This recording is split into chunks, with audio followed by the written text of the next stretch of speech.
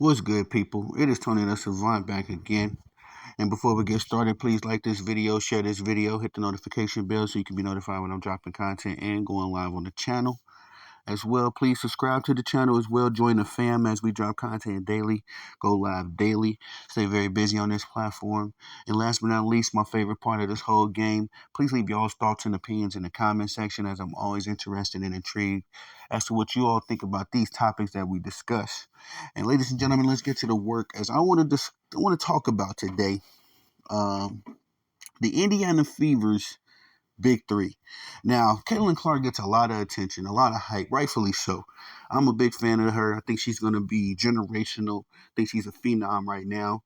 But in all of the hype and the hoopla surrounding Caitlin Clark, it kind of takes away the attention from uh, the other contributors to the team. And that's a natural course of things when it comes to sports, as we see this occur quite often. In the NFL, it's all about the quarterback. In the NBA, it's all about the superstar player. It's not so much prevalent in other sports leagues, to be frank.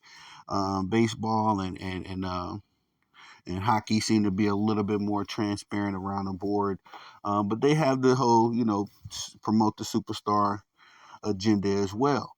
But again, when you have that in place, it literally does take away from other guys on the team. That's one reason why I love the Boston Celtics, the recent 2024 NBA champions version of that team, because they have two superstars on that team, but they don't have the whole, let's just only talk about the superstars complex.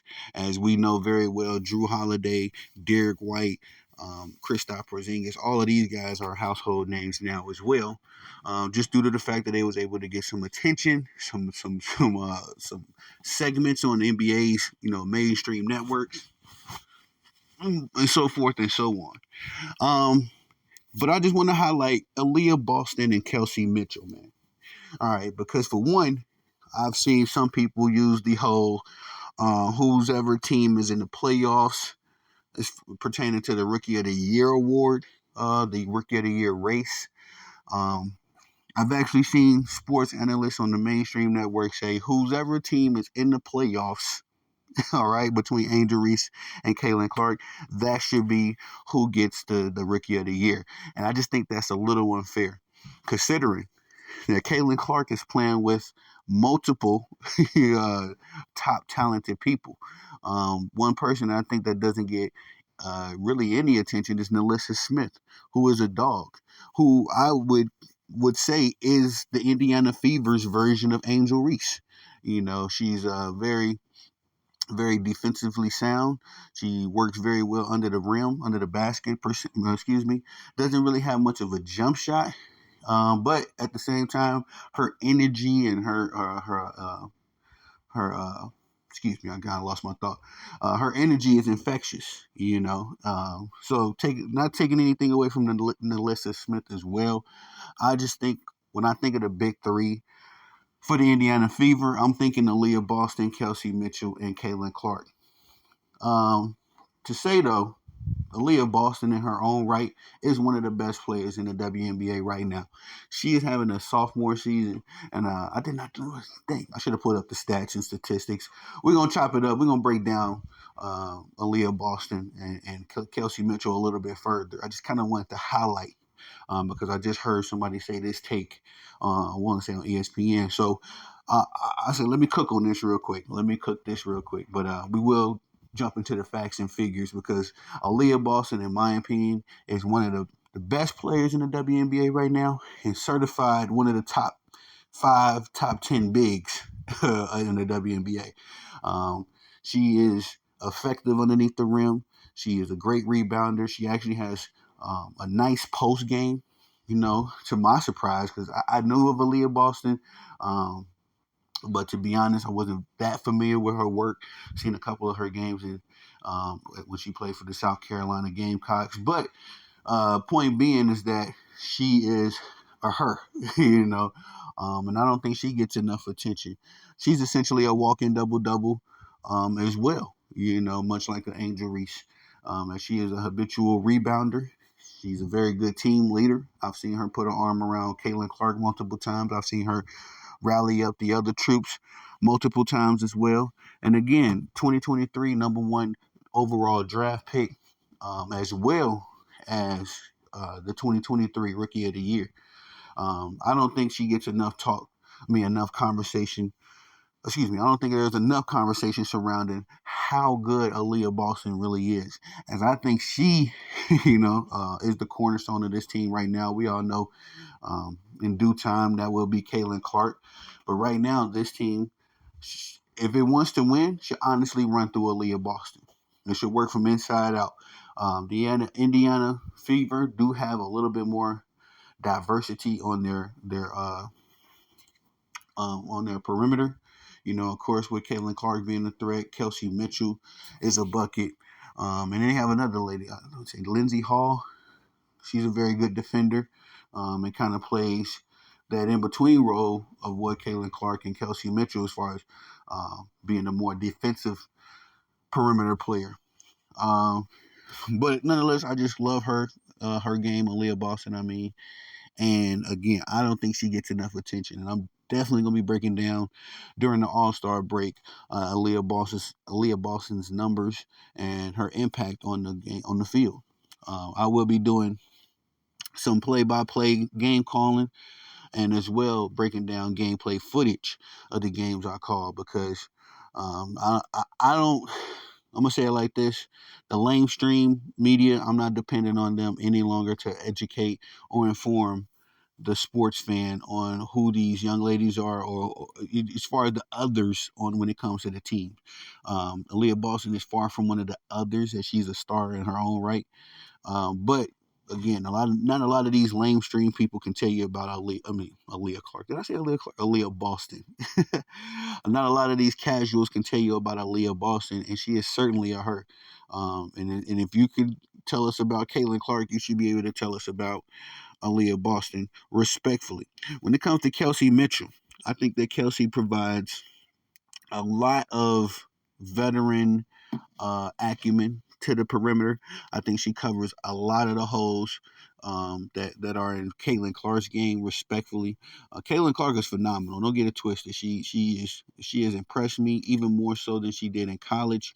But there's a lot of rookie, if you want to say it like that, if that's the correct word, but just a lot of rookie in her game right now. She makes some costly mistakes. She kind of, I ain't gonna say folds under the pressure, but it does get to her from time to time. So usually when the team needs a big bucket, whether that's a three, a drive, a tough layup, something like that, or from the free throw line, Kelsey Mitchell is the one to get that. I just read here that Kelsey Mitchell is the number 2 overall pick when she was drafted. I believe I got to see the year that she was drafted in, but the number 2 overall pick. So that means she ain't nobody to joke around with. You know what I mean?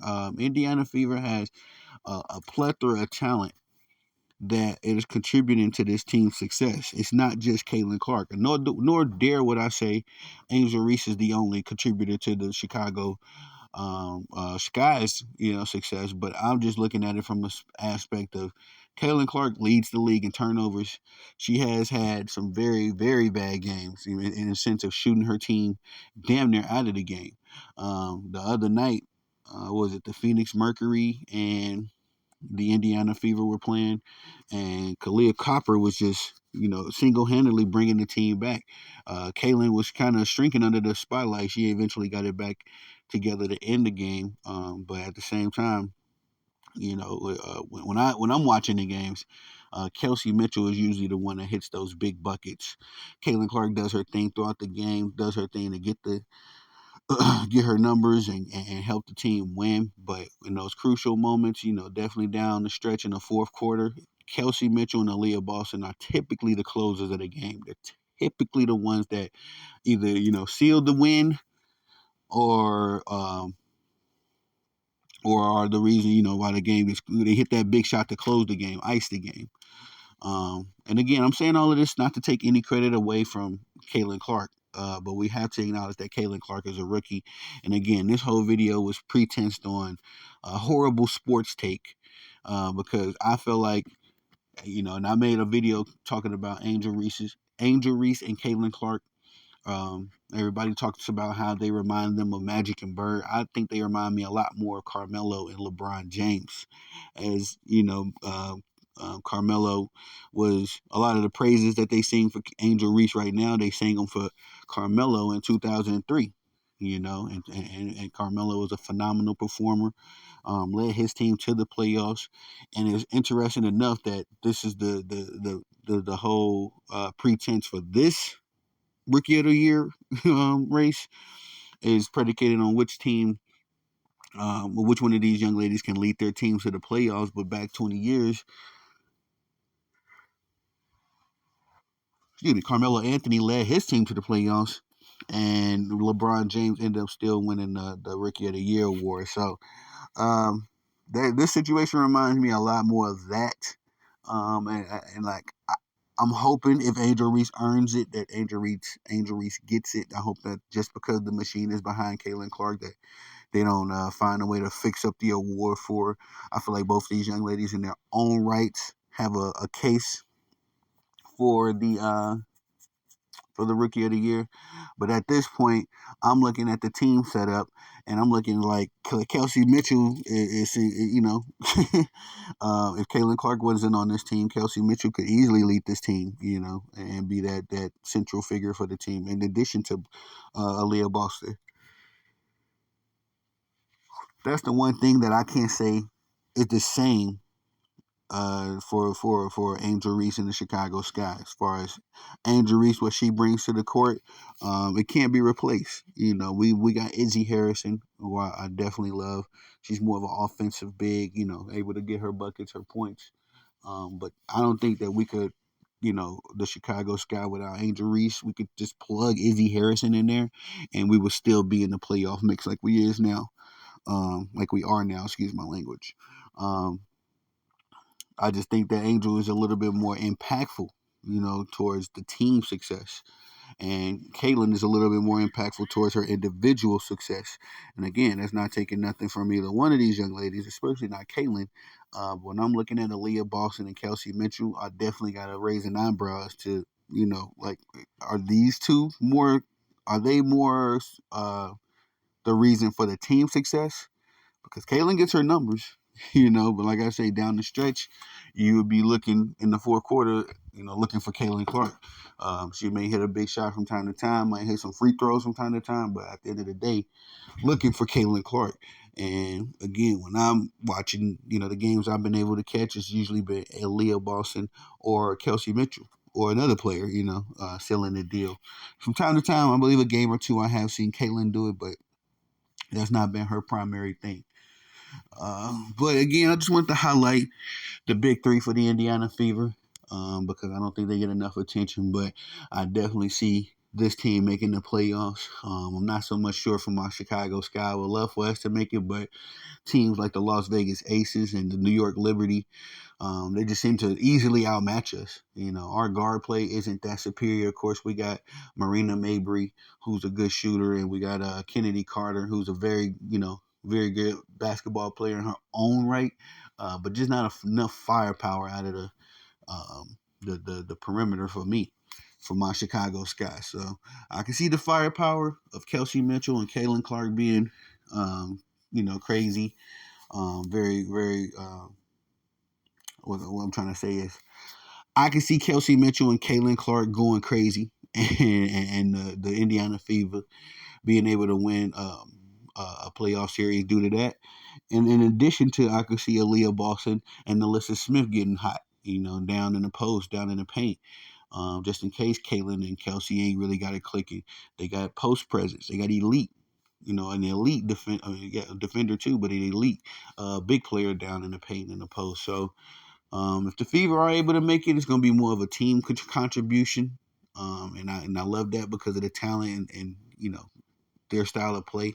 Although I think it's a little inconsistent from time to time. The Indiana Fever are funny because they win with the inconsistent play and they lose with the inconsistent play. I guess it's just kind of funny with it. But yeah, man, I just want to highlight Aaliyah Boston and Kelsey Mitchell's contributions, as well as Caitlin Clark. I think all three of these young ladies are generational, and I would love to see them, stay together and compete for a championship. This core right here. In addition to Nalissa Smith, I would hate for the Nalissa Smith to not be in the mix on that team if they were able to win a championship within the next 2-3 years. She's a dog. She definitely is a big factor on that team. So that's all I got for y'all on this one. I am Tony the Savant. Please like this video, share this video, hit the notification bell so you can be notified when I'm dropping content and going live on the channel as well. Subscribe, join the fam as we drop content daily, go live daily, stay very busy on the platform. And last but not least, my absolute favorite part, y'all please leave your thoughts and opinions in the comment section. As I'm always interested to know what y'all got to say about these topics we discuss. I am Tony the Savant. Peace.